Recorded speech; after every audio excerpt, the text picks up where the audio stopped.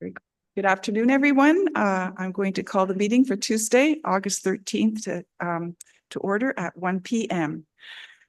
We acknowledge that the land we stand upon today is the traditional territory of the Attawandaron, Anishinaabe, Haudenosaunee, and the Lenape peoples who have long-standing relationships to the land, water, and region of southwestern Ontario. The local First Nation communities of this area include the Chippewas, the Thames First Nation, Oneida Nation of the Thames First Nation, and Munsee Delaware Nation. We acknowledge the treaties that are specific to this area: Treaty 2, the McKee Purchase; Treaty 3, Between the Lakes Purchase; Treaty 6, London Township Purchase; Treaty 21, Longwoods Purchase; and Treaty 29, Huron Tract Purchase. We value the significant contributions, both in the past and the present, of the local and regional First Nations of Turtle Island. We acknowledge historic and ongoing injustices that Indigenous peoples endure in Canada, and we affirm our commitment to honoring Indigenous voices, nations, and cultures, and to moving forward in the spirit of respect and reconciliation. I will look to council members. Is there anyone who needs to disclose a pecuniary interest? Seeing none, then we can move to the approval of the agenda. The motion before us is that the agenda be approved as presented. Moved by Councillor Smyber, seconded by Councillor Grantham. All in favor? Thank you. That is carried. And moving on, we have a number of minutes for 4 meetings. The motion is that the minutes of the July 15th, 2024 special meeting of County Council, the July 15th, 2024 closed session of the special meeting of County Council, the July 16th, 2024 meeting of County Council, and the July 16th, 2024 closed session meeting of County Council be approved as presented, and that the recommendations made by the Committee of the Whole as set out in the minutes of the July 15th, 2024 special meeting and the minutes of the July 16th, 2024 meeting be adopted. Is there a mover, please? Councillor McGuire and Councillor Mayhew. All in favor? Opposed? Oh, okay, thank you. That is carried. Moving on to new business. Under action items, the first item up is a report from Adam Bennett, Acting Director of Paramedic Services, Deputy Chief of MLPS, and the floor is yours when you're ready to present your report. Thank you, Madam Warden, and through you to Council. I wanted to review some of the highlights of the annual report. And in particular, in 2023, MLPS responded to more than 105,000 calls. Out of those, more than 50,000 of them were priority 4 life-threatening calls. We see that our unit hour utilization increased slightly to 0.56, which is just outside the industry established thresholds. But this can be also attributed in part to the increase in complexity of calls that Middlesex London Paramedic Service responds to. We saw a 5% improvement in our priority 4 response times. And out of all of those calls that MLPS responded to, 10% of them were accounted for in Middlesex County itself. Some new mitigation measures were put into place in early November to help reduce offload delays. And we have seen some improvements to those offload delays. And we're looking forward to seeing the proven sustainability over the next several months to go along with that. In 2023, MLPS was quite honored to be able to recognize 5 paramedics who retired from active service. Considering the nature of the job and everything that paramedics do on a day-to-day, this is a tremendous accomplishment to have the paramedics make it to that stage. We have a Fit to Sit program that continues to grow. We saw a 14% increase in this program, and this is one additional measure that helps release paramedics back into the 911 system. So we're seeing great success continue with that program. In 2023, the logistics department also responded to more than 3,300 service desk tickets for various items. And they readied more than 10,000 ambulances for active service. And they completed more than 900 vehicle deep cleans. Our community paramedicine program, it continues to grow, and it has had the opportunity to contribute to the implementation of several programs, one of which is the treat and refer patient care model, which has been proving successful and additional help within the 911 system. Over the course of 2023, we also saw the education department train 63 new paramedics. 20 paramedics were trained on IV starts, and more than 700 hours of training was provided by our field training officers. The employee support programs that we have in place for our employees continue to expand. In 2023, we saw that our peer support team was activated 350 times, and the early intervention program had an opportunity to respond more than 50 times. In total, over the course of 2023, to respond to all of these calls and perform all of these things, Middlesex London Paramedic Service actually drove in excess of 2.3 million kilometers. If there's any questions, I'd be happy to answer. Thank you for that. There's a lot of detail in the report, so I imagine that councillors may have some questions. I'll look to the members. I don't see any questions. Oh, okay. Councillor Burkhart-Justin, go ahead. Well, after that introduction, I felt something needed to be said, Warden. I don't really have a question. I just want to just pass along congratulations to the service.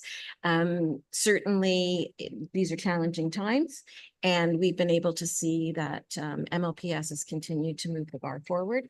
And really happy to see, how you're working with community partners to ensure that healthcare is delivered appropriately to residents across Middlesex London. So I think it's a service, I mean, it goes without saying, doesn't come as a surprise from anybody about how proud I am of the Middlesex London Paramedic Service, but certainly the performance report only, validates that. Thank you for that. Is there anyone else? Go ahead. Did you have your hand up? Yes, go ahead, Councillor Rock. All right, thank you. Through the Warden, I just, some of the reports that we get at MLPS at the meetings, at the last meeting you talked about the neonatal program, and could you expand a little bit here today on that, Adam, because that has taken on a life that beyond what I expected it to see. So if you could just pass on that and some of the stuff. I'd be glad to. Through the word to Councillor Ropp, the program which Councillor Ropp was referring to is the specialized dedicated neonatal pediatric transport unit. That unit was initially created to service calls within Southwestern Ontario. So there's 4 dedicated units in the province of Ontario, being Ottawa, Toronto, Hamilton, and here in Middlesex, London. And we service an area that moves from Windsor all the way up to Meaford. So it's a very large area. When the program was first started, it far exceeded the expectations that was anticipated in 2019, to the point where we were able to actually quickly move it into a 24-hour, 7-day-a-week service. And following that, we've seen the request and the demand for that particular unit expand to such a degree that we worked along with the Children's Hospital to create a business case to support additional resources for that particular unit. We were all finding that there were additional requests that we weren't able to actually service because of the number of resources that we had available. And now there's an additional 12-hour dedicated unit that's within the system, and it is being utilized. And that particular unit is utilized to service critical transfer for some of the most vulnerable patients that we have within our community. Yeah, thank you for that. I remember when the first unit was announced, and it's just, I guess it's a steep slope of increased use. So is there any concern about continued funding for that program? We don't have any concerns at the moment. The province seems heavily invested into this. The program itself continues to grow, not just within our region, but within the other regions.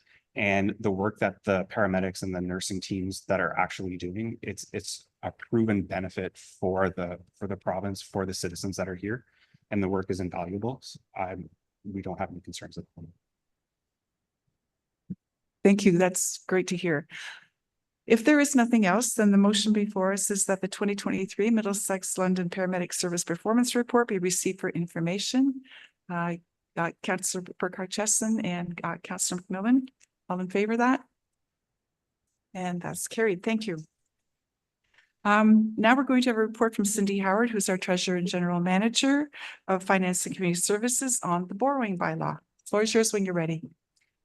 Thanks, and through the Warden. Each year, Council is required to pass a bylaw for the line of credit of the county has with the Bank of Nova Scotia. The county only has to pay if we actually use the line of credit. The authorized amount for this is $2 million. This report also outlines the credit card limits currently in place. The county is authorized for an amount of $300,000, and we are well within that limit. The finance department manages the credit card process. At this time, I'm asking council to approve the borrowing bylaw for 2024, and I could forward it on to the bank. I'm very happy to answer any questions at this time. And thank you for that report. Council, are there any questions on this report? Seeing no hands, then I will look for a mover and a seconder. Councillor Grantham and Councillor Smybert, all in favor? And that is carried. Thank you. Moving now to 5A3, Central Emergency Reporting Bureau agreement with Strathroy Caradoc. And this is a report from Chris Trainee, our Deputy CEO and County Engineer. Yeah, thank you, Madam Warden. We have a presentation. We're fortunate to have Brent and Christelle here from Strathroy Caradoc Police Services and John Nelson from the county. This is one of many hats that John wears for us. This falls under our radio and emergency services communications portfolio. So John's going to take it away for the first part of the presentation. Then we're going to turn it over to Brent to carry on for Strathroy Caradoc. Thank you, Madam Warden and members of councils and colleagues. Today's presentation will give you a little brief overview of what's moving forward and so forth with Strathroy Caradoc Police Services. And we have an agenda. If we could go to the next slide, please. So this presentation's going to give a little background, moving forward, what's going to happen, really how a PSAP works. And then Strathroy Caradoc Police Services will give an overview of their services that they do as a primary PSAP and also a secondary PSAP. And then timelines, and then we'll have questions if there's any of the council at that time. So the background, just to bring everybody up to speed, is London Police Services, better known as in short term in acronym is known as LPS, has been the County Middlesex primary PSAP SERB service provider for 7 of the 8 municipalities since the early 1990s.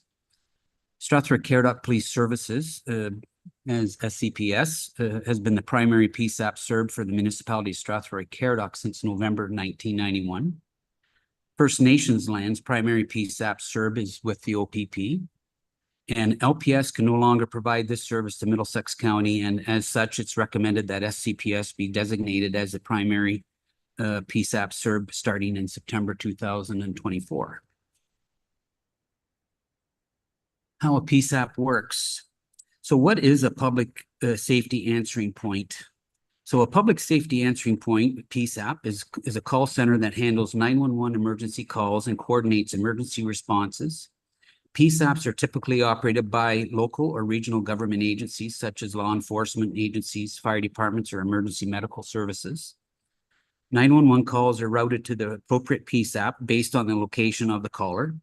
The PSAP personnel, known as 911 call takers or 911 dispatchers, are trained to gather information from the caller and determine the nature of the emergency.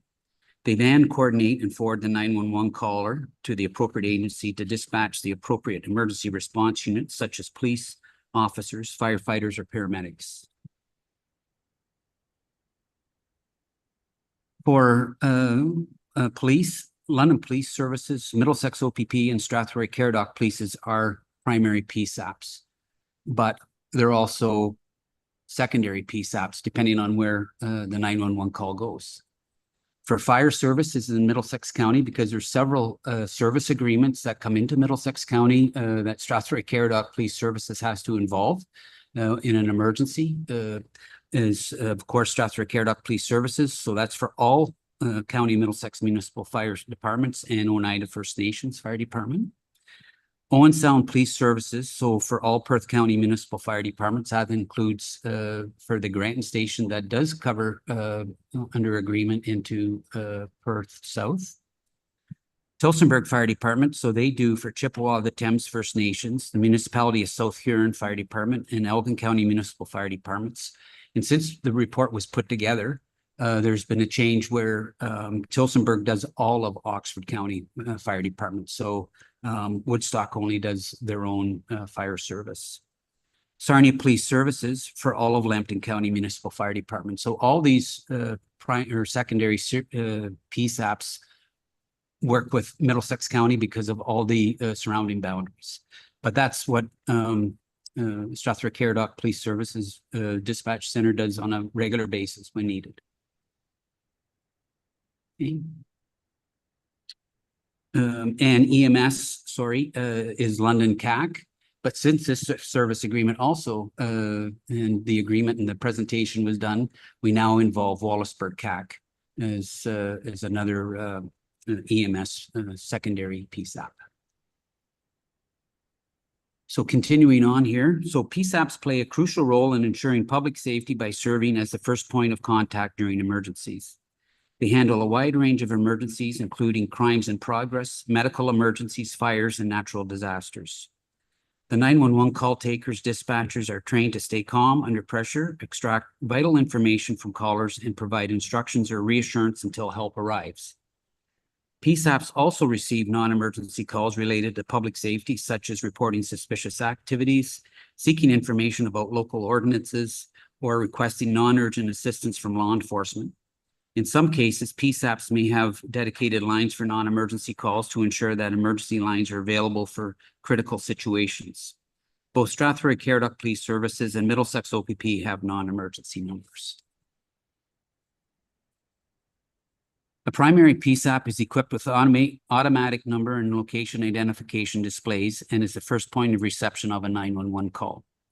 The primary PSAP is located at a consolidated radio dispatch facility located at Strathroy Caradoc Police Services. The Strathroy Caradoc Police Services primary PSAP directly serves two emergency services, including SCPS and the Middlesex County Fire Dispatch, which both operate on a 24-hour, 7 days a week, 365 days a year. A secondary PSAP is equipped with the automatic number and a location identification displays and all other features common to primary PSAPs. It receives 911 calls only when they are transferred from the primary PSAP or on an alternate routing basis when calls cannot be completed to the primary PSAP. For example, secondary PSAPs include CAC, OPP, London Fire, and Tillsonburg Fire. Please note that Strathroy Caradoc Police Services alternate routing PSAP is London Police Services.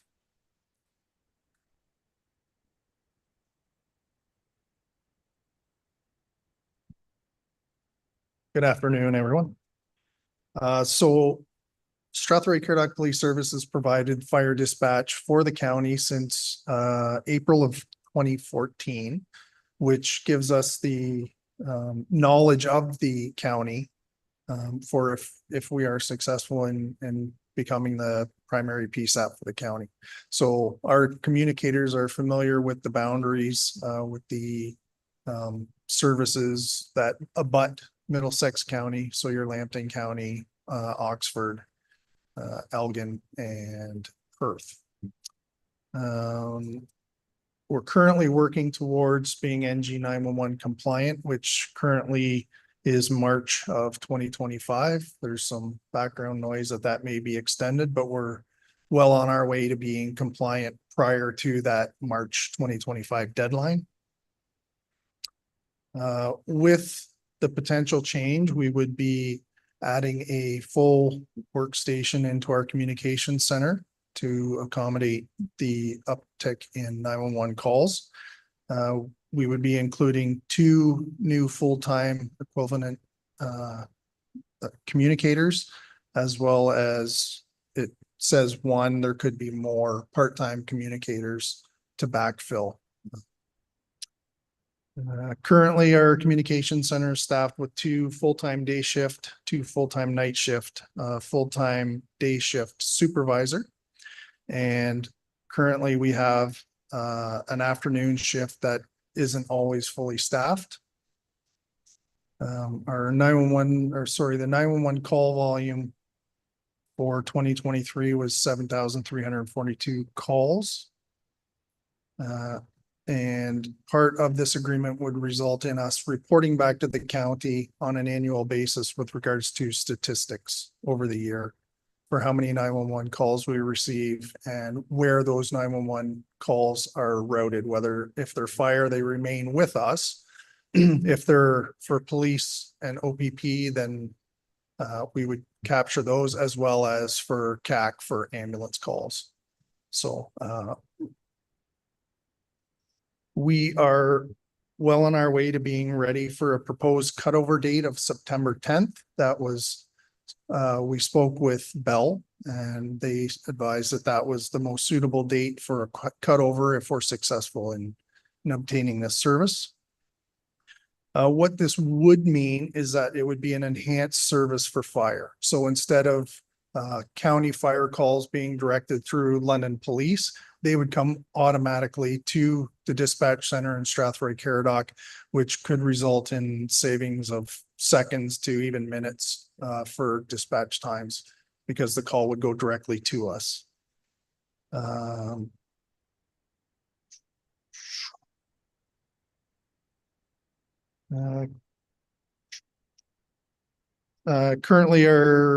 We're currently enhancing our communication center. We've ordered desks and we're going to replace all of the desks in our communication center to update and be prepared for the September date if it's successful. We're currently planning for an expansion of our building, which would also include an expanded communication center in the new part. We're hoping for a 2025 approval from our municipal council. We'll see where that goes. Nudge, nudge, wink, wink to those members in attendance. Yeah, so if it's approved, starting at 8 AM on Tuesday, September the 10th, the cutover would happen. We would do testing throughout the county to ensure that there's a successful transition. And then all the 911 calls received anywhere within Middlesex County would come to our communication center and be dispersed accordingly.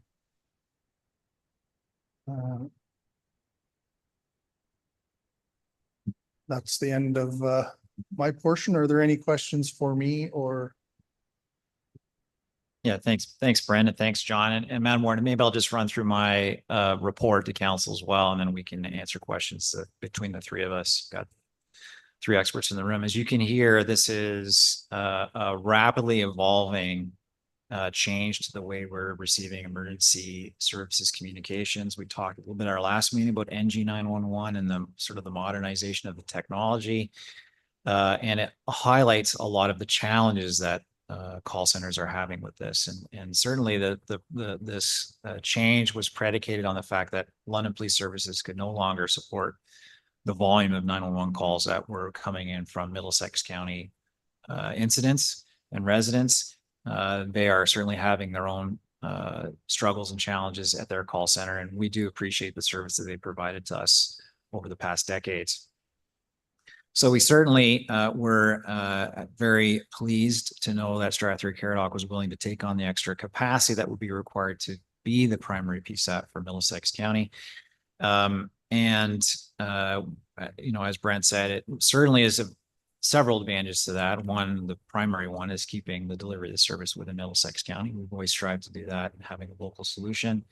The other solutions that are available in the province certainly are not local and have their own sets of challenges involved with those. But the other important thing, as you heard, is that since we do dispatch fire for Middlesex County directly from Strathroy-Caradoc Police Services call center, we are certainly anticipating better response times for fire calls as they don't have to go through the system of coming into London Police Services, being transferred back to us, and anything that can happen between that transfer of that call or the answering of that call at two call centers instead of just one.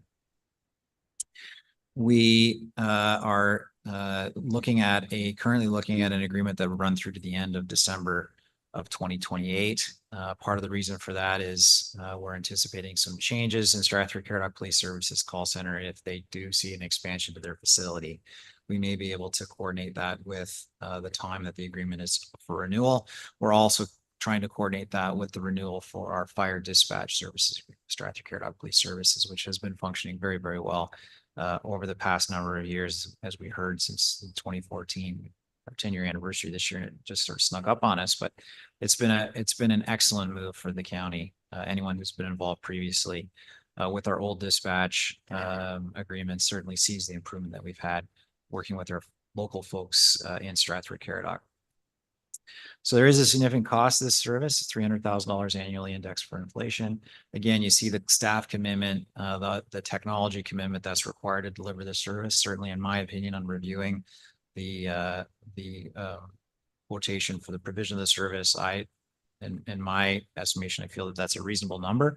And we certainly are, willing to make sure that they're most of it's staff time, so making sure that they're not falling behind with regards to increases to their full-time equivalent staff that will work in the call center.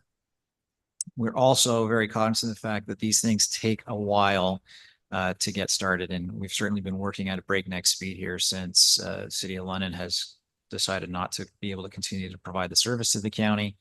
It's been a lot of work, a lot of hard work to the gentleman to my right here and Christelle, who's behind us, who we didn't introduce, but she's also with Strathclyde Caredoc Police Services to get Bell, to get us to the table, to be able to make this switch over coming up in early September.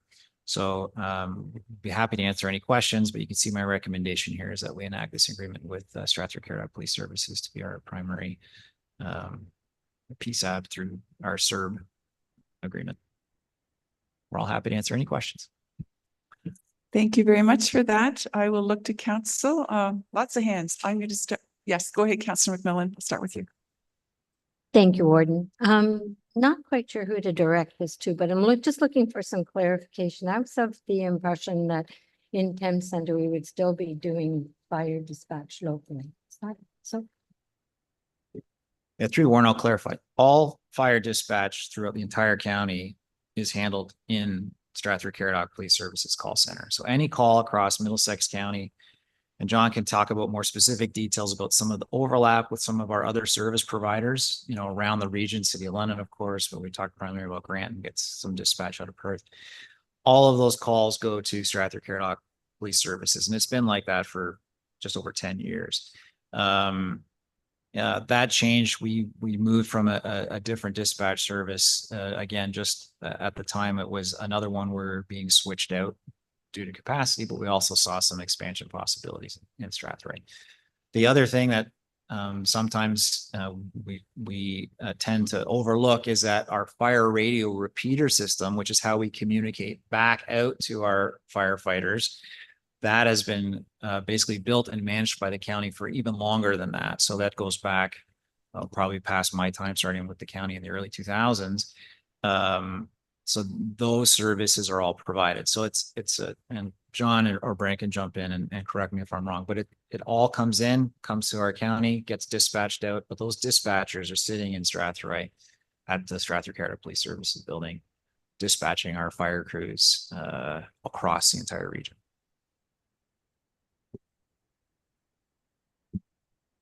I think it's great that we've got Strathclyde Caredoc that's able to provide this service to us. My question relates to the cost. So the $300,000 a year, is that primarily operations? And with the process of upgrading to the N911 NG, I think that's what it is, will we be contributing to, or making some investments in terms of the capital costs for any upgrades?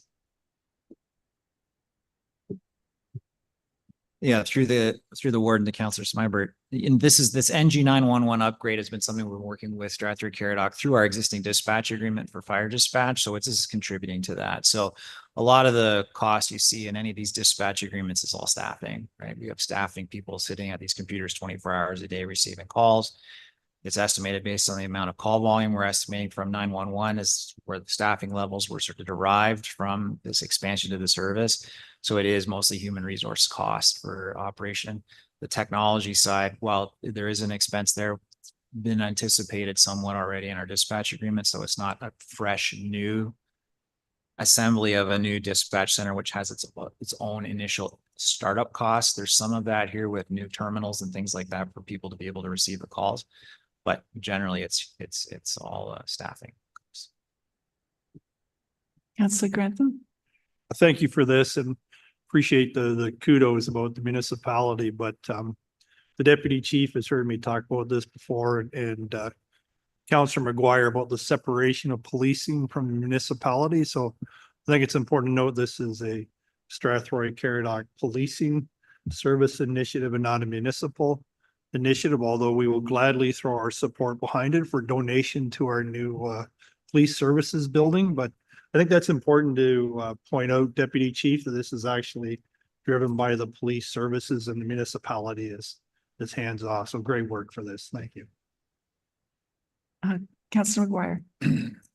Thank you, Madam Warden. I would just like to make the two motions that are in the recommendation that we receive the report and that we move forward with this proposal. Was there any other question before we call the vote? Seeing none, then we have a mover. We have a seconder, Councillor Grantham. All in favor? And that is carried. Thank you, everyone. Thank you, Brian and John. Chris, for heading that up and getting it done. We'll hope that September 10th goes well. And we should continue success. Right. Alrighty. The next item is 340 Waterloo, which is the Middlesex on a paramedic station phase 1 renovations at that site. And again, it's your report. Go ahead, Chris. Thank you, Madam Warden. I'll try and keep some of these brief. Got a few on the agenda today. So as council may recall, we became the owners of the MLPS station that operates at 340 Waterloo Street, and it's certainly well in need of renovations. We're going to be renovating the building in several phases. The first phase includes some critical upgrades to the building itself. So some of the mechanical, electrical, and plumbing systems need to be upgraded, but we're also creating a space for the delivery of community paramedicine services by MLPS. The second part of the renovation will be sort of for the main paramedic area on the main floor. So our ambulance bays, the paramedic areas, our secure medical offices, and then also doing some additional upgrades to the exterior of the building. It's looking tired and it's well overdue for some refreshment on the exterior. So we did put this out to tender this year with the hope to have the renovations complete by the end of the fall. And we were a little taken by surprise at the quotes that were supplied. The low quote of $850,000 plus tax was well in excess of what we expected to see from the marketplace. On reflection on the timing of the quote and the pressure for the completion of the works, we recognize that we might have put ourselves in a bad position right off the get-go, because the companies that do this type of renovation for institutional type buildings tend to be very busy in the summer, especially with school board work. So much of the school board work only can be done outside of the normal school year. So we kind of came up against some of those issues. Fortunately, we have a good consultant on this project, Matter Architectural Studio. They were able to go back to the low bidder and talk to them about some potential cost savings. We looked at changing some of the materials that were being proposed for primarily the washroom renovation that goes along with this phase 1, and also looking at some of the core HVAC. There was some stuff that was quoted for a complete replacement, and we feel that on review with the contractor, that's those components, many of them could be reutilized. So with those few changes, we saw a drastic reduction in the cost of this phase 1 renovation down to just over $686,000 from $850,000. So we are recommending that the quote from traditional construction at the revised bid amount of $686,571.63 be accepted, and you'll see attached is the listing of the original bids on the project that closed earlier this year. So happy to answer any questions. And thank you for that report. Councillor, are there questions, comments? Councillor Burkhart-Jessen.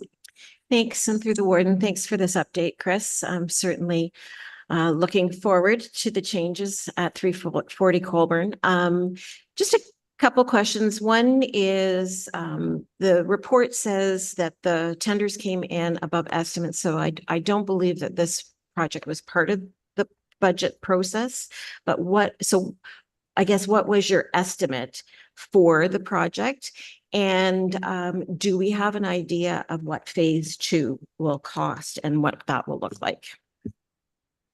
Thank you, through the warden, the council worker at Justin. So the estimate for the cost, this was around $500,000. So we were well in excess of that.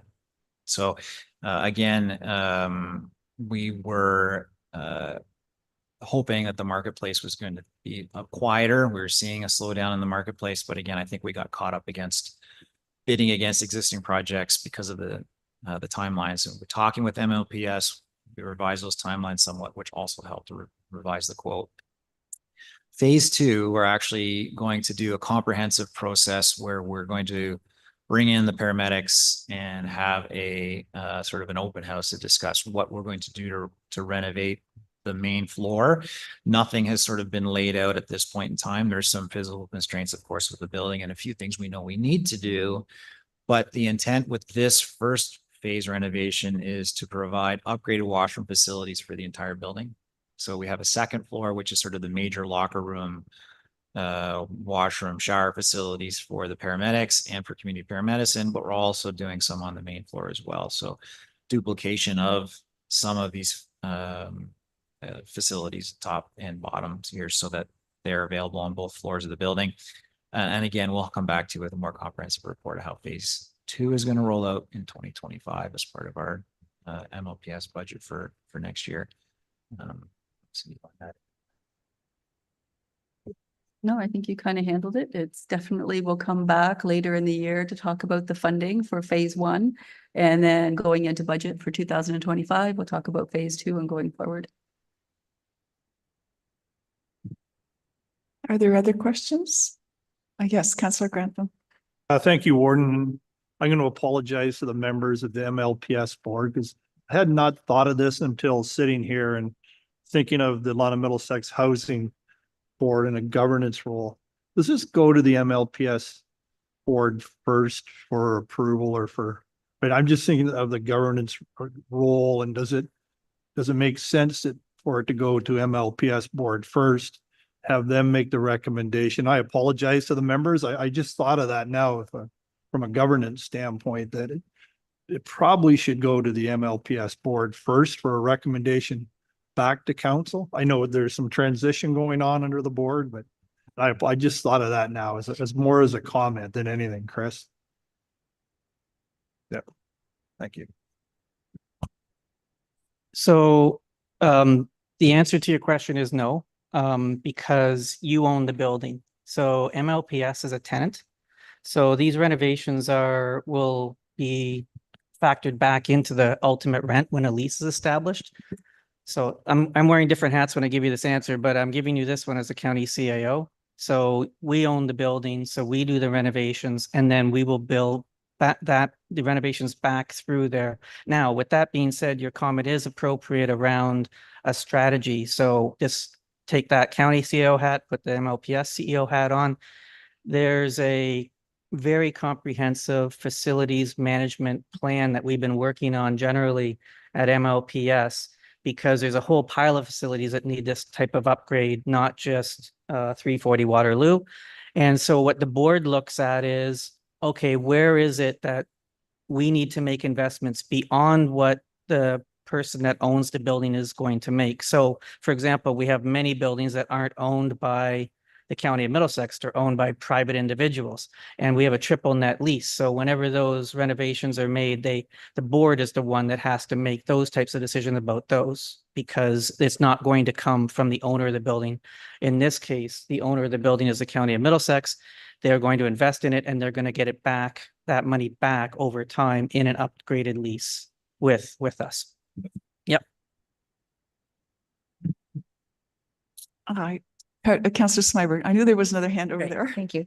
My question was actually going to be how many phases? So I'm hearing 2 phases. So I guess anything over and above that then would be through MLPS. Is that correct? Yeah, through the ward and Councilor Smiber. Right now, 2. Of course, it's a big building where we haven't really even looked at the basement yet, so there is some more space in the building. But right now, primarily the 2 priorities were an operational space for community paramedicine that kind of homeless right now. They have some space at headquarters, but better for them to be in 340 Waterloo. And then refresh of the paramedic space on the main floor. Is there anyone else? Oh, yes, go ahead, Councillor. Yeah, Grantham. thank you. And I guess I'll go through you maybe to Bill. So knowing that the county owns the building, is there an expectation that the rent back from MLPS will cover the cost of the renovations? Yes. Thank you. And I don't see any more hands, so there is a motion before you. I'm not going to read it. It's actually, Chris has already mentioned most of it. The motion is before us. If I give a mover, thank you, Councillor Smyber and Councillor Ropp. All in favor? And opposed, anyone? No, okay, good, that is carried. And thank you for that report. So now we're going to move on to another one. This is a hat trick today for you, isn't it? Award of tender for Glennon Drive Roundabout. If you'd like to give us an update on that, please.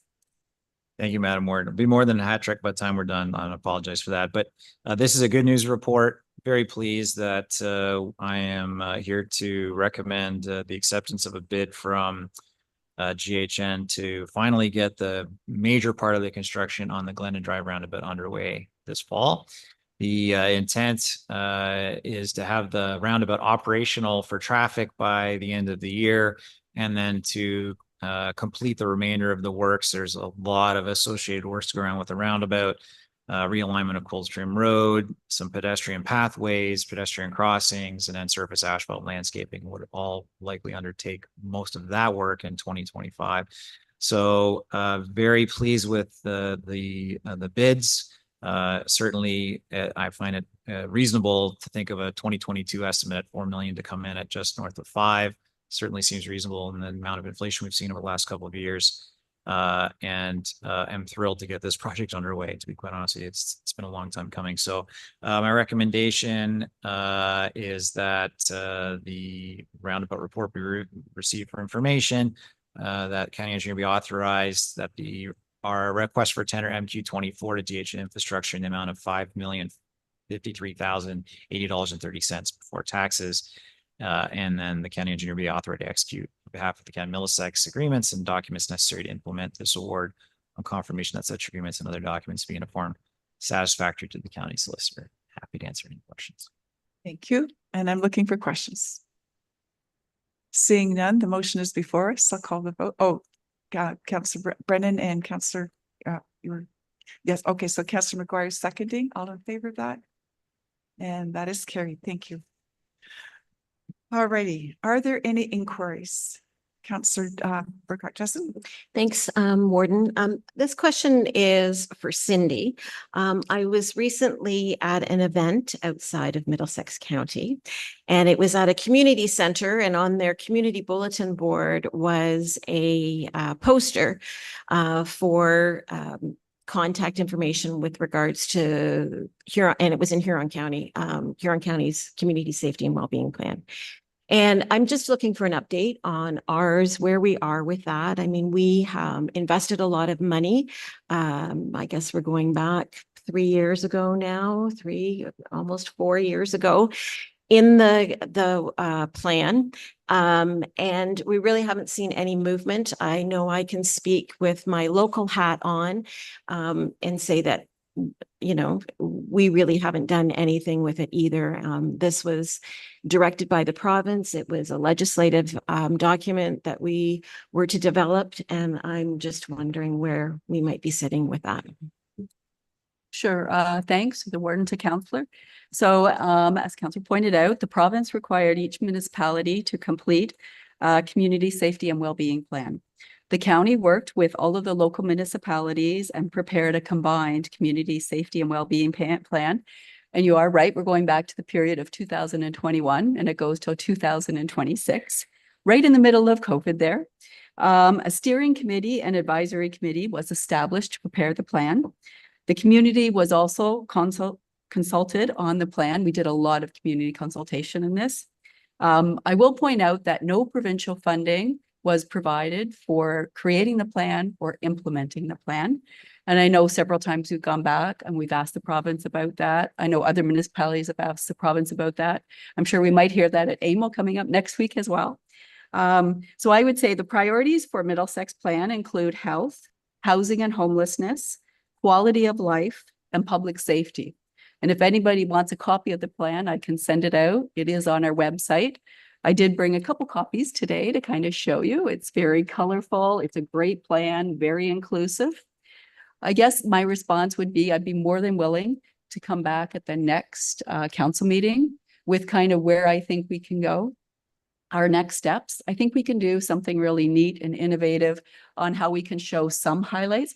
I know that I can provide highlights for every single community, and whether we maybe do a video and we incorporate individuals around this table or the mayors to talk about a couple highlights for each one of their communities. And then we'll kind of get back together and reflect and how we go forward and maybe recreate and renew the plan going forward. So if that's okay, I'll come back to next committee. Thank you for that update. Is there anyone who wants to ask a question on that, or we're all good? Okay, thank you for asking that. Are there any other inquiries? I don't see any.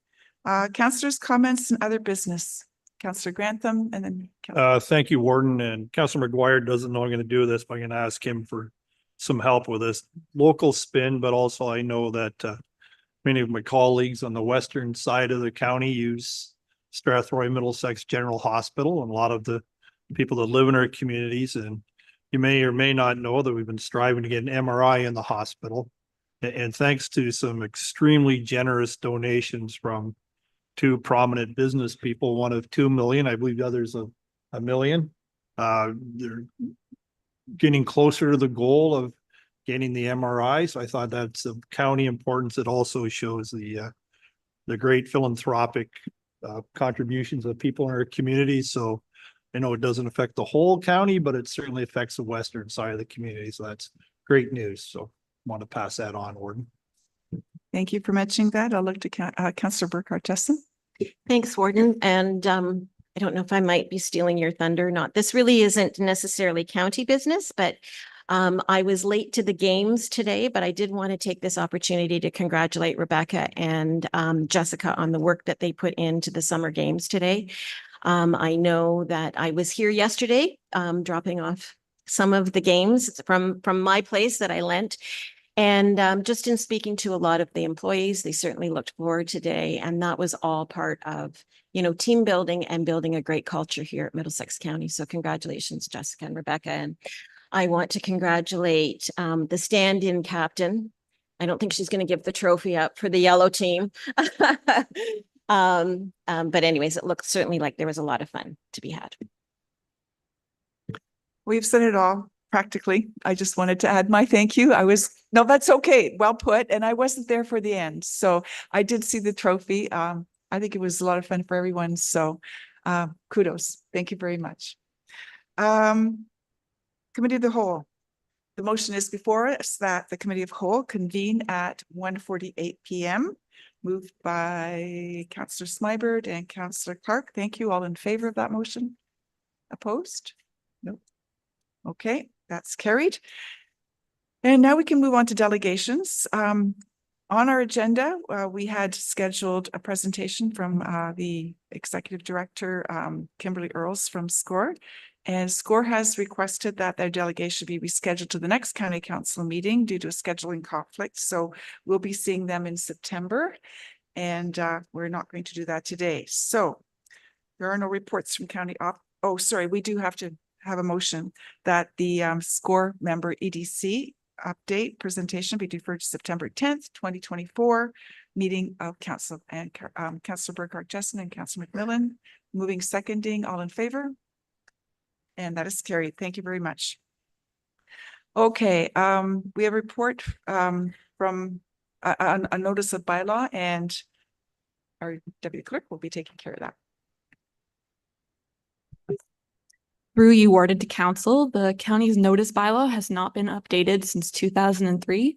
Since 2003, there have been significant legislative and technological changes relevant to the provision of notice. The proposed public notice bylaw aims to enhance consistency, transparency, accountability, and responsiveness with regards to the county's public notice procedures. And these procedural enhancements will work to provide timely outcomes in accordance with applicable legislation. Are there any questions on that report? Seeing none, then I'm looking for a mover, Councillor Smybert and Councillor Mayhew seconding. Thank you. All in favor? And that is carried. Well done. And the second item is with regard, the second item was with respect to the county closed meeting investigator, integrity commissioner, ombudsman, and that report will come from our general manager of strategic initiatives and innovation, Paul, who is on the screen. Afternoon, through you, Madam Warden. Our contract and he's closing down his business at the end of the year, so respectfully recommending to issue an RFP for the services. If there's any questions, we'd be happy to answer them. Thank you. Does anyone wish to ask anything on that?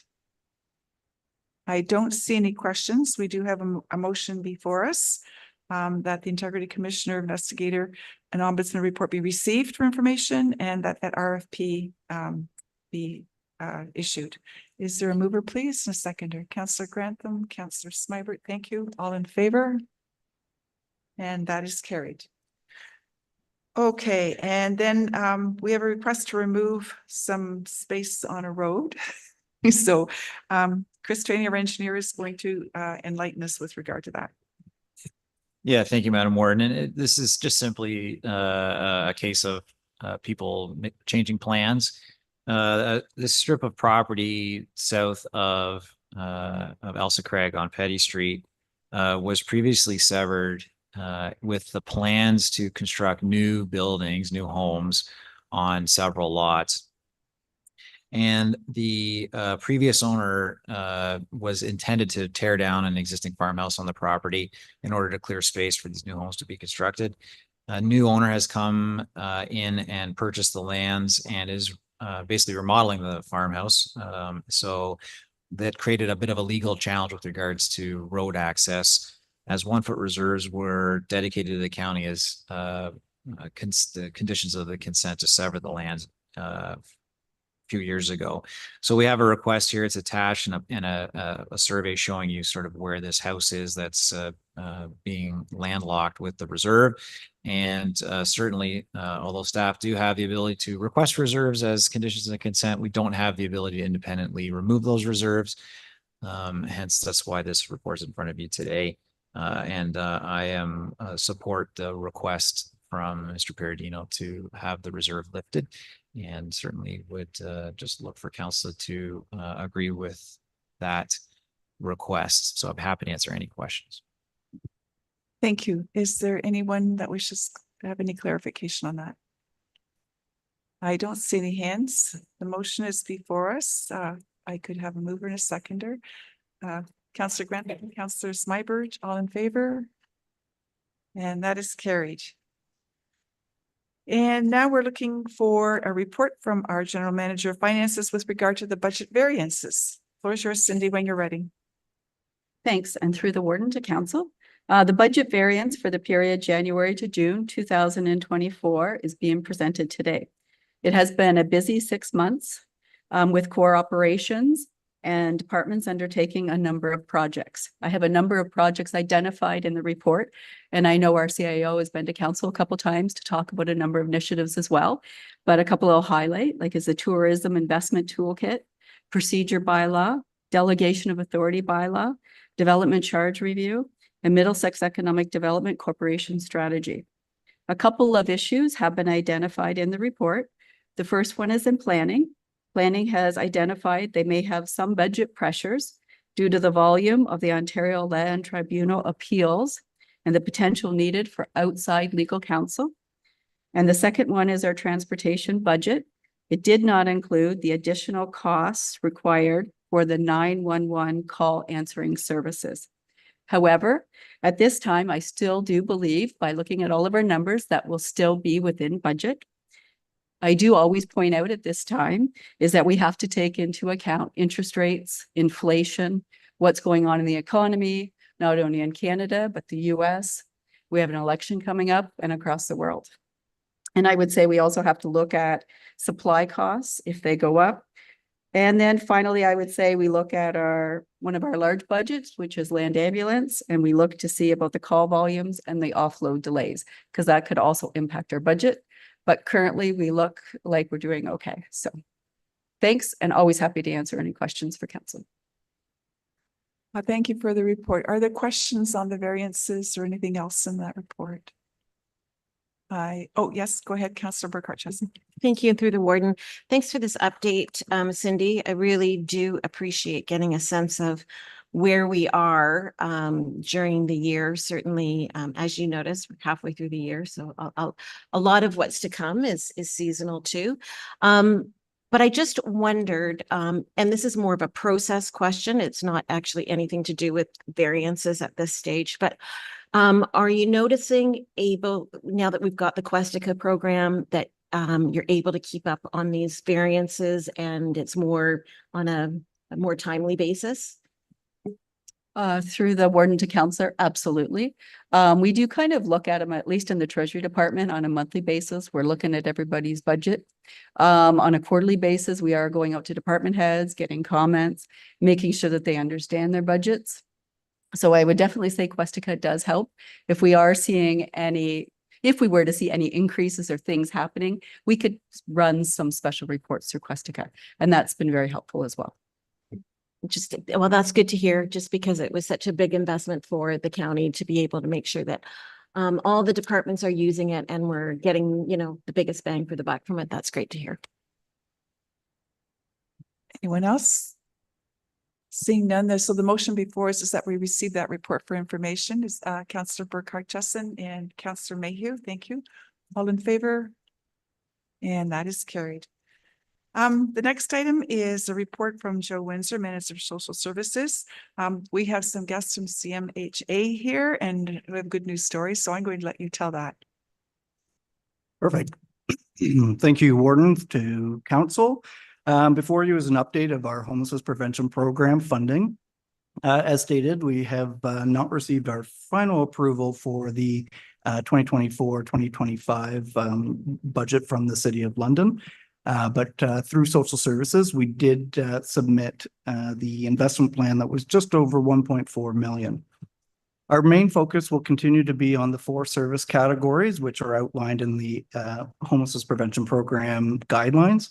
We will continue to work with our community partners to ensure that we are meeting the needs of our homelessness and individuals that are at risk of homeless throughout the county. With the increase of funding, we intend to add a few new programs, the key ones being launching a community education information sessions and homelessness prevention campaign. We're looking to provide some training for community partners and volunteers that may be needed, and working in partnership with CMHA, Thames Valley Addiction Mental Health Services, to start providing referrals and supports directly to individuals in the county that may not be living sheltered right now, that may be homeless. So we want to be able to reach out and meet individuals where they are in the community. Building on some of the success of our past programs and services, we'll continue to offer services through our community navigator. This position has been instrumental in supporting individuals in the county with resources and supports. We'll provide funding to our food banks and meal programs. We will provide the funding to the local programs which have indicated that there is an increase in need across the board. And also continue with our Whatever It Takes fund. And this fund includes things like last month's rent, utility and rental arrears, and other household items or services that ensure success when individuals find housing or to maintain housing. Last year alone, we were able to support over 170 individuals. And finally, our Middlesex accommodations program. And this program has continued to be successful in supporting our most vulnerable individuals with housing, mental health and addiction, and skills needed to be successful in becoming and staying housed. With me today, as you mentioned, Warden, I'd like to introduce the CMHA Thames Valley Addiction Mental Health Services team, who are instrumental in success in this program. So Lori Cribley Clark, who is the manager of the Strathroy CMHA office, Tammy Hope, who is the team lead, Karina Guardian, and Janelle Corner, who are two of the MAP workers that work directly with the individuals who are out at the Countryside Motel. Last year alone, this team was able to support 73 individuals within 54 families from being unsheltered. Without their long hours, innovative ideas, and dedication to the success of this program, we would not have the outcomes that we have seen. So a big heartfelt thank you to each of them, and look forward to working with them again, and if this next contract is approved. I would also like to take this time to thank the Countryside Motel for their work and support as well. They have been instrumental in the program too. And also I'd like to thank the City of London for their continued partnership with the county to be able to provide these services and supports within the county.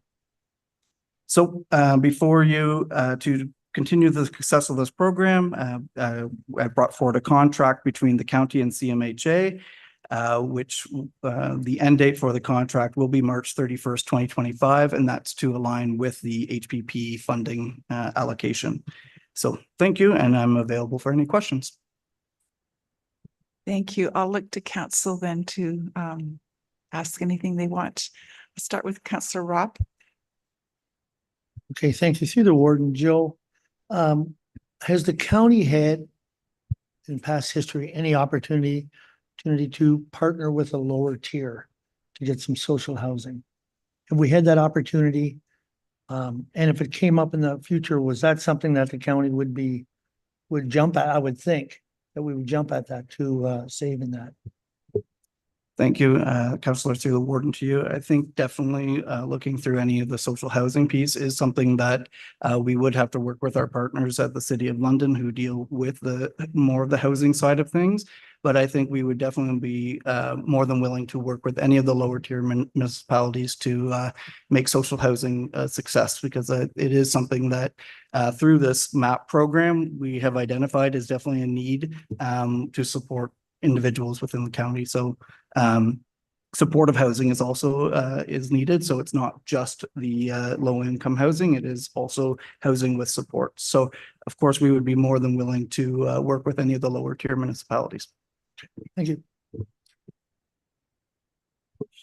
Thank you, Warden, through you, and thanks for the lead in, Councillor, and the word supportive, because I'm certainly supportive of this. I've sat at the table with the folks in Strathroy and with yourself, and the key word is prevention, but also being part of a lot of Middlesex housing. I know that as you transition people to supportive housing, the mental health aspect to help people to move into the next step of supportive housing is important. So when Councillor Ropp asked about moving people to housing, the mental health aspect of allowing people to transition seamlessly into housing is important. So I'm certainly supportive of it, and I certainly support the work that Canadian Mental Health is doing. So this is good work. Thank you. Councillor Burkhart-Jessen. Thanks. And through the Warden, great report, Joe, and congratulations to the team on the success of this. Certainly, over the last number of years, there's been a lot of advocacy to get us to this point. And again, it goes without saying how incredibly proud I am of this program. I mean, like I like to say, we were a hub before a hub was a thing, and we can do it successfully. That being said, there have been conversations as we've constructed this program and with all the success about looking at delivering the services maybe a little bit differently. You know, it's great to have the partnership with the motel in Adelaide Metcalfe, but you know, location wise, it does present some challenges. So I'm just wondering where we are in those discussions, because I think in working with the city and in working with the province to get this funding, we had talked about moving the program, you know, as I say, along. So I just wondered maybe where we might be with that today. Thanks through the Warden to Councillor, and Joe, you can jump in after if I missed something that you want to say. I do think it's important, though, I point out that for base funding, we're getting about 210, 245 through the CMSM. And we have to each year put a business case forward to the City of London in order to get additional money. And that even means for the pilot, even though we thought we went to the provincial government, we thought we got additional money that was for Middlesex and just our pilot, we still have to go each year and ask for money through our business case. So that's where Joe was talking about earlier. We're waiting to hear back from the City of London. I do know that they submitted our full allocation to the province, but hoping in the next little while we'll get a letter back from the city and we can confirm how much funding. So I guess that ties into the question that you asked, where do we go from here? So we've had a very successful pilot and we switched it to a pilot to kind of short-term ongoing. We're seeing great success. I say we continue to be a best practice out there for our size of municipality. So I say congratulations to everybody as well, because that's really great. And you are correct. In this plan, we've kind of had some incremental changes and some improvements of what we're doing out there in the community. And we want to continue to build on that and really look a little larger and what that could look like. That will take a little bit of time. As you know, at our last meeting, Dirk and myself came forward with the attainable housing review and the implementation report. So a bit of that additional work will come through that. And we'll talking a little bit about that during the budget of 2025. But I'd say we're very excited what we're doing and some of the, if we get approved for funding, some of the incremental changes we are doing. So I think Joe pointed out, you talked about the YOU. Do you just want to mention that again? Sure, yes. So through Council to Warden, through Warden to Council, sorry, we also are partnering with Youth Opportunities Unlimited Strathroy to provide 2 transitional spaces within Strathroy directly, and it can be for any youth that are throughout Middlesex County. Is there anyone else? Well, just before we call the vote, I just want to express my thanks to the creativity and hard work and the dedication that the team puts into this in a context of total uncertainty. It's really hard to measure how I think what the recipients of that actually got out of it. So I think the return on investment there is huge. So thank you very much for all you do and all the work that's being done. And we can just hope that we get some stable funding and can actually build something that continues. So, okay, we have a motion before us and we're to go that the report be received for information and that council approve the Middlesex Accommodation Program contract as attached to the report and authorize the General Manager of Finance and Community Services, Cindy Howard, to execute the agreement on behalf of the corporation.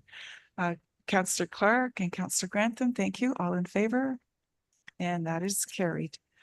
Okay, and now we have a report on the Middlesex County Early Childhood Education Bursary. And the floor again is yours, Joe. Yes, thank you. And through the Warden to Council. So Middlesex County, like other areas, continue to be impacted with the lack of early childhood educators.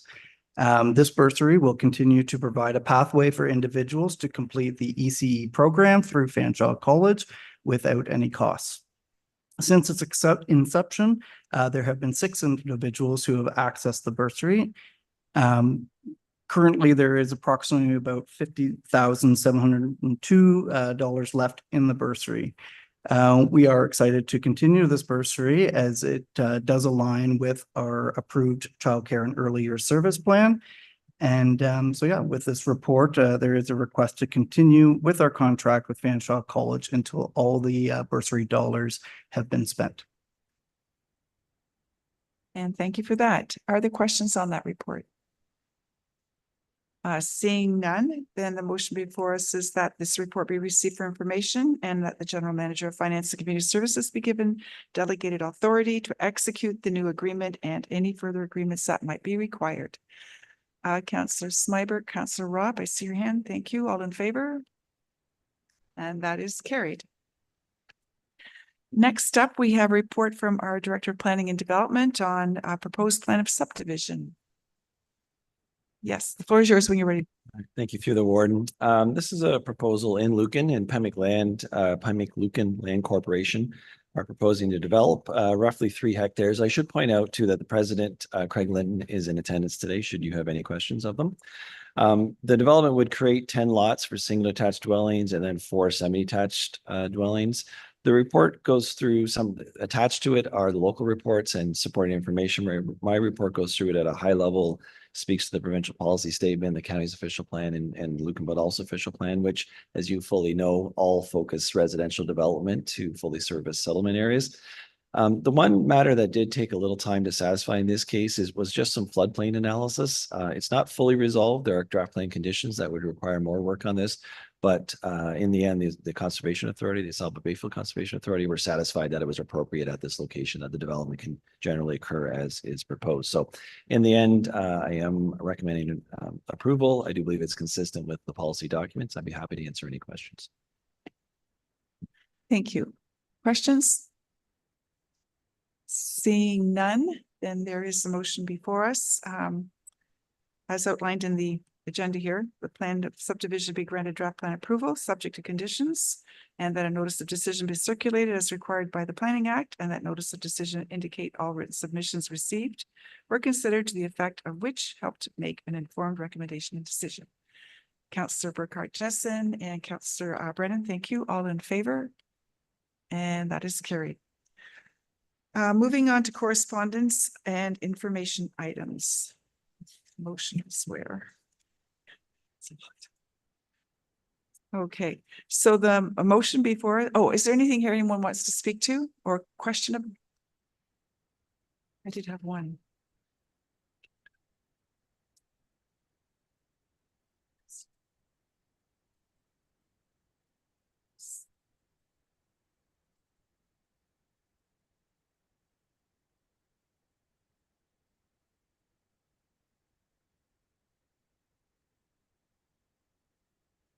Sorry, I forgot to make a note, but there's a question about the payables with respect to the warden's tournament.